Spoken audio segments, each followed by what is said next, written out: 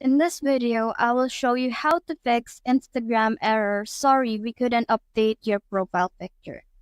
Now, the very first thing we're going to do is to go to our App Store or Play Store. Now we just have to search for Instagram. Once you're on Instagram, you have to make sure that this button right here says open. If this says update, you just have to update your Instagram to its latest model. Now, if that still doesn't work, all you have to do is to go to Settings, scroll down and tap Apps, click on Apps again, and then search for Instagram.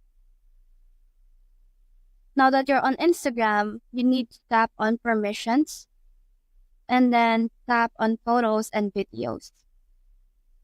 You have to make sure that you allow photo and video access for Instagram, so that they won't limit you in updating your profile picture.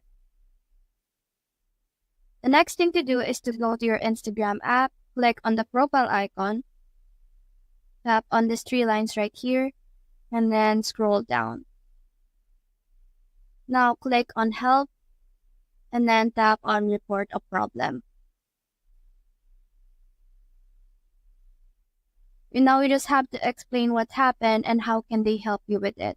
So that's it. That's the whole process.